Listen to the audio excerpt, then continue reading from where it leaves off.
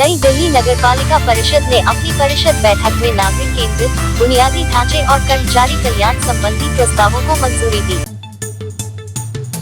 NDMC और नवयुक्त स्कूलों में 29 कंप्यूटर लैबों का उन्नयन और छात्रों को 8,766 फ्री लोडेड टैबलेट के वितरण को पालिका परिषद द्वारा मंजूरी दी गई है। अस्सलामु अलैकुम, मैं ज़मीर अहमद अंसारी और आप देख रहे हैं जेड न्यूज़ फॉर यू।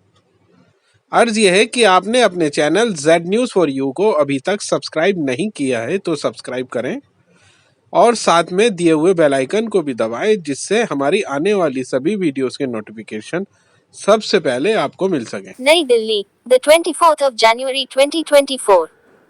नई दिल्ली नगरपालिका परिषद एनडीएमसी की आज आयोजित परिषद बैठक की अध्यक्षता पालिका परिषद अध्यक्ष श्री अमित यादव ने की। इस बैठक में उपाध्यक्ष श्री सतीश उपाध्याय, विधायक और सदस्य एनडीएमसी श्री वीरेंद्र सिंह कादियान, परिषद के सदस्य श्री कुलजीत सिंह चहल, श्रीमती विशाखा शैलानी और श्री गिरीश सचदेवा की उपस्थिति में विभिन्न नागरिक केंद्रित बुनियादी ढांचे और कर्मचारी कल्याण संबंधी प्रस्तावों पर विचार किया और उन्हें मंजूरी भी दी गई।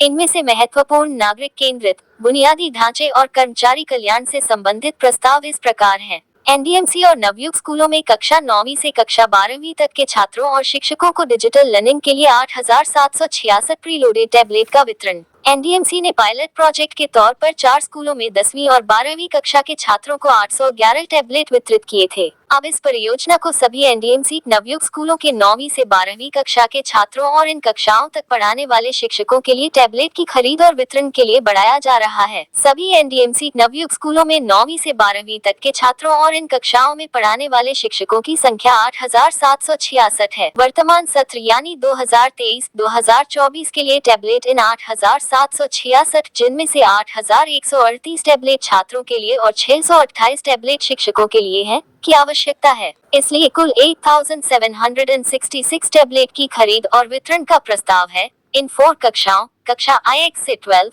में 2024-25 शैक्षणिक सत्र में वास्तविक नामांकन के अनुसार सटीक संख्या थोड़ी भिन्न हो सकती है, जिसमें इन टैबलेट को वितरित किए जाने की संभावना है। प्रस्ताव परिषद के समक्ष विचारार्थ प्रस्तुत किया गया और अनुमोदित किया गया कि छात्रों और शिक्षकों को वितरण के लिए प्रीलोडेड डिजिटल सामग्री के साथ साथ तकनीकी विशिष्टताओं और नियमों और शर्तों के अनुसार जेम के माध्यम से 8,766 टैबलेट को खरीदना। खुली बोली प्रक्रिया द्वारा जेम पोर्टल के माध्यम से 8,766 टैबलेट खरीदने के लिए 24.73 करोड़ लगभग की प्रशासकीय स्वीकृति एवं व्यय स्वीकृति और L1 बोलीदाता को आपूर्ति आदेश जारी करने के लिए वित्तीय शक्ति के अनुसार अनुमोदन के बाद टैबलेट की खरीद के लिए जीएम पोर्टल पर बोली प्रक्रिया द्वारा पात्रता मानदंड को पूरा करना भी शामिल है। एनडीएमसी और नवयुक्त स्कूलों में 29 कंप्यूटर लैब का उन्नयन।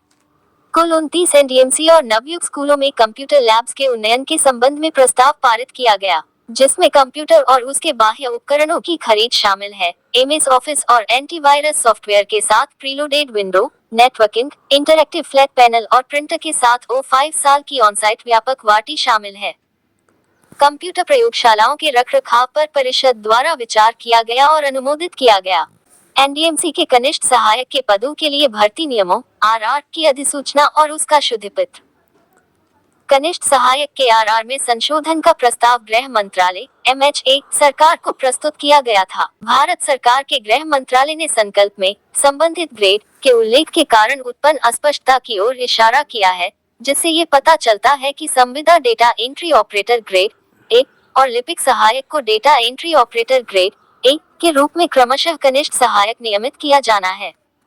इसके अनुमोदन में मामूली संशोधन की आवश्यकता थी, इसलिए परिषद ने कनिष्ठ सहायक के पद के लिए भर्ती नियमों में उचित रूप से शामिल किए जाने वाले परिवर्तनों के साथ विभाग के प्रस्ताव को स्वीकार करने का निर्णय लिया, ताकि 31 जनवरी 2017 से या पहले के लिपिक सहायक और data entry operator grade A को अनुबंध या तदर्थ आधार पर नियुक्त किया जा सके। ये भी है कि जो इस पद के लिए निर्धारित अपेक्षित शैक्षणिक योग्यता और अनुभव रखने और फिट पाए जाने पर आयु और भर्ती के तरीके में एक बार की छूट के साथ इन नियमों के प्रारंभ होने की तिथि पर परिषद में सेवा प्रदान करना जारी रखेंगे।